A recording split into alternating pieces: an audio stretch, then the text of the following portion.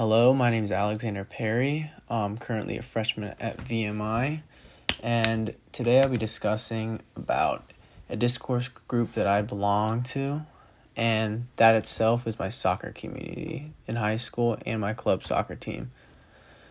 Not only the friendships and bonds I've created with my teammates serve as a remembrance, but they have also helped me through rough patches in my life. I'll get into that later. I'll give a specific example. Although there wasn't a main goal we focused on, we did have a mission to keep everybody close and be there whenever someone is needed. I would describe this group as goofy, but as loving, as in just a big family, a big second family we had. And this would consist of hanging out and helping each other's families in times of trouble.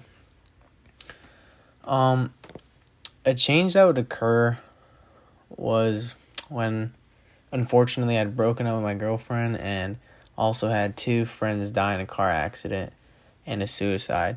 And at that point in my life, I was at my lowest, and for the most part, I kept it hidden from my parents and my friends, and I was just going through this long hardship in my life that unfortunately resulted in 2 months of just suffering, basically.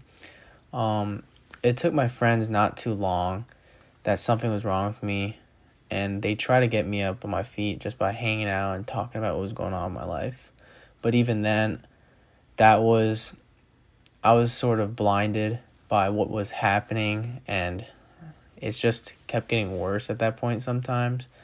But it took a lot of realization that this community that I was with is something special, and I would never really have that connection with anybody else in my life.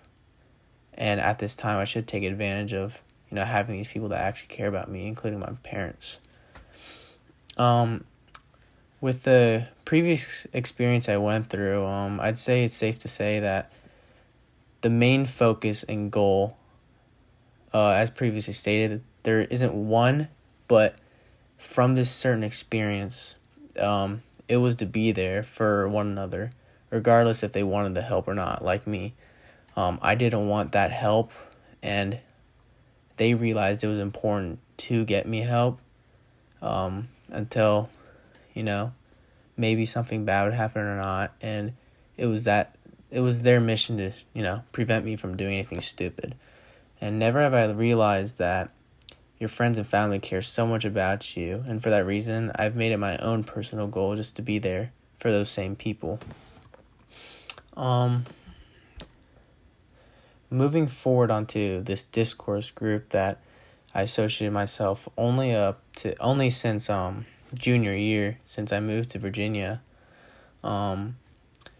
I would say the language and terminology used in my everyday life is practically the same as I use with my high school soccer teams and club teammates. More so the less, it feels more natural and like myself when saying these words with my friends. For example, words just common words like, hey, this stuff's gas and this stuff's lit and I'm hyped up. Those kind of words I just use every day to describe things that, excite me, get me going. I guess it really doesn't create a sense of belonging, but at the same time it does. Using these words create a better understanding and overall feeling you get from saying these, just because it's kind of normalized in that sense. Like I stated previously, it just feels natural. I mean, everybody says it, everybody understands, knows what the meaning is. During soccer with my club teammates and my high school teammates, these words are still used to describe moments in the extreme.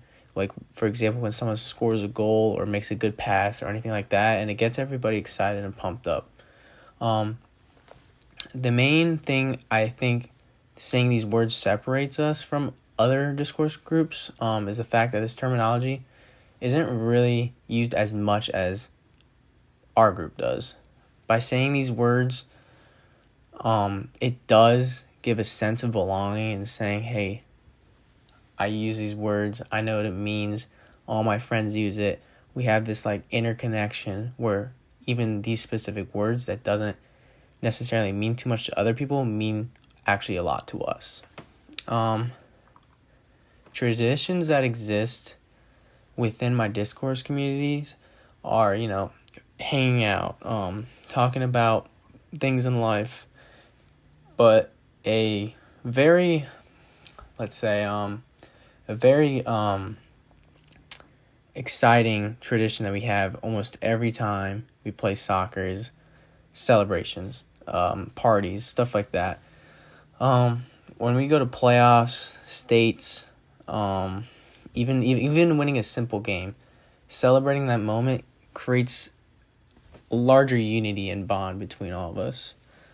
For another example, when we went to state finals, we threw a huge party at the hotel room where all the players contributed in like giving toasts and speeches, in which those small moments and those short speeches and words, it really does give a sense of belonging and a bond. And even if we don't think it before, it definitely, those bonds get stronger and stronger, and it's harder to break. So because of that, this type of friendship and unity is something I never experienced in my life. These traditions set up like a gateway to being a member of this community.